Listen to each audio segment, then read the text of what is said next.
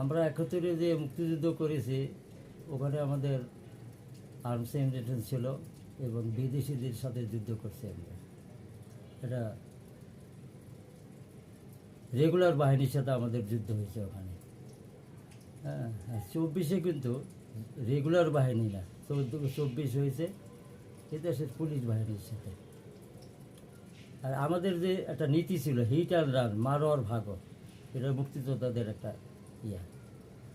আর regular force যারা আছে, যারা নিয়মিত বাহিনী, তাদের একটা কমান্ড আছে, আগে বারো পিছে মত দেখো। ঠিক সেই কাজটাই যোদ্ধারা করছিল। কোন যোদ্ধা?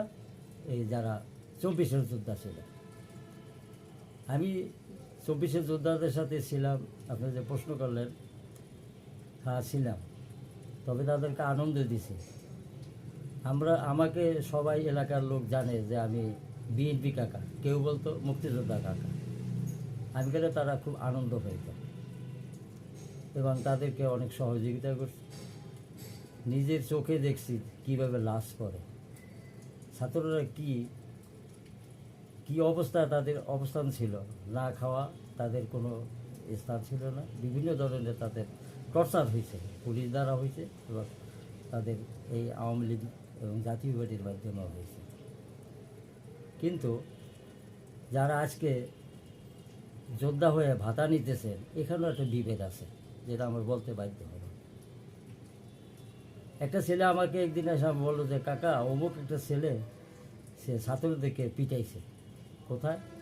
আন্দোলনের ভিতরে। ছেলেটা কি করে? আওয়ামী লীগ করে। তারপরের দিন এসে খবর পেলো ওই ছেলেটা আবার ওইখানে গিয়ে সে গুলি খেয়েছে। ছাত্ররা বুঝতে পারে না যে সে আসলে আমাদের পক্ষের না বিপক্ষের। তাকে তুইলে হাসপাতাল পাঠাই দিছে, লিস্টে নাম উঠছে। এখন বর্তমানে সে ভাতা পাইতেছে।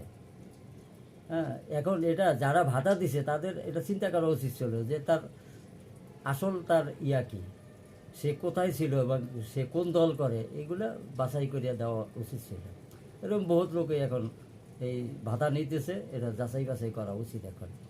কারণ এই সমস্ত যারা এখানে অত্যাচার করতে গেছে, যারা এটার বিরুদ্ধে কাজ করছে, তারা যদি ভাতা পায় তাহলে ওই যারা ওই যে মৃত্যু হয়েছে, যারা আজকে কবরে আছে, যারা সঠিক আন্দোলন করছে, তাদের দুঃখ লাগবে, এটা স্বাভাবিক। এটা করা উচিত তাদের। 71-এ অনেক সমস্যাই আছে। আমি মনে করি যে যারা সেনাবাহিনীতে ছিল অথবা আর্মি, বিডিআর, পুলিশ, যারা পাকিস্তান আমল থেকে চাকরি করতেছে আর 100% মুক্তিযোদ্ধা। কারণ কর্নেল ওসমানী সাহেব বলছিলেন শেখ মুজিবকে যে আপনি স্বাধীন ডিক্লেয়ার দেন, 1 লক্ষ সৈন্য 80,000 আমরা, ওরা হলো 20,000, তো 80,000 ধরে নিতে পারি যে ইস্ট পাকিস্তানে 80,000 সৈন্য ছিল, আর্মি, বিডিআর, পুলিশ, আনসার সহকারে। কিন্তু এর ভেতরে 80,000-এর 80% লোক সেনাবাহিনী ওরা রিভোল্ট করছিল। 10% গ্রেপ্তার ছিল এবং ধরে নেন 10% তারা বেরিয়ে আসছে সিঙ্গেলভাবে। তারা কোনো ইয়া পায় নাই, দিক নির্দেশনা পায় নাই। কিন্তু তারা তো আর পাকিস্তানিদেরকে সাহায্য করে না, সেহেতু 100% তারা সবাই মুক্তিযোদ্ধা। কিন্তু স্বাধীনের পর যারা চাকরি নিছেন, অনেকে সার্টিফিকেট দিয়েছে, চাচার সার্টিফিকেট, মামার সার্টিফিকেট নিছেন। সম্ভবত 73-এ গেজেট হয়েছে। 72 থেকে 73 পর্যন্ত যারা রিক্রুট হয়েছে সবাই কিন্তু এই গেজেটে নাম উঠাইছে। তাদেরকে তদন্ত করা উচিত, জানা উচিত। তারা আজকে সমরাস্ত্র সম্বন্ধে জানে, কিন্তু ওই আমলের যে সমরাস্ত্র তারা জানে না। ওইগুলো তাদেরকে ট্রাই করলে তারাও ধরা খাইয়ে দেবে যে তারা মুক্তিযোদ্ধা ছিল না। আর যারা ভারতীয় তালিকা, সম্ভবত এখানে 65,000 ভারতীয় তালিকায় আছে। যে ব্যক্তি ভারতে গেছে, ট্রেনিং সেন্টারে গিয়ে ট্রেনিং দিছে, তার হাতে অস্ত্র দিছে, সেই মুক্তিযোদ্ধা।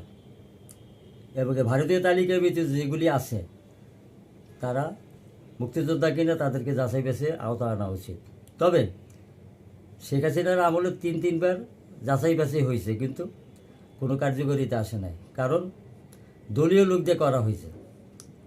দেখা গেছে 400 মুক্তিযোদ্ধাকে তারা যাচাই বাছাই করার জন্য পাঠাইছে। 400 তো আছে এবং আরও 50 জন ঢুকাই নিয়ে এসে, এভাবে মুক্তিযোদ্ধা বাড়ানো হয়েছে। তবে মুক্তিযোদ্ধাদের আসল সংখ্যা কী সেটা জানতে হবে।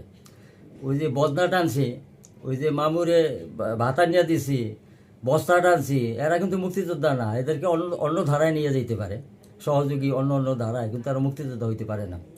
আর কোনো সিভিলিয়ান একটা মুক্তিযোদ্ধার সাথে 2 দিনের বেশি টিকতে পারে নাই, কেন মুক্তিযোদ্ধার কোনো নিজস্ব কোনো গন্তব্য ছিল না। বিভিন্ন জায়গায় তারা দৌড়েছে, বিভিন্ন জায়গায় তারা যে তারা করছে, কিন্তু এগুলি যাচাই বাছাই করলে এটি সব ধরা পড়বে।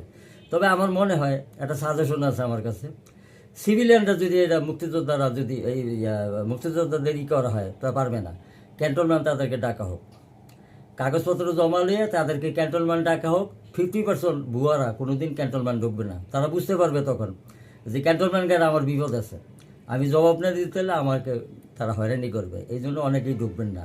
আর যারা মোটামুটি একটা লোকের সাথে সংশ্লিষ্ট ছিল এবং ধারণা আছে অস্ত্র সম্বন্ধে, তারা ঠিকই যাবে এবং তারা ঠিকই সঠিকভাবে তাদেরকে যাচাই করা যাবে। কিন্তু ক্যান্টনমেন্ট ছাড়া সিভিলিয়ানরা যদি করে, কোনো মন্ত্রণালয় করে, এটা কোনো প্রকার সম্ভব না, আমার মতে এটা হবে না।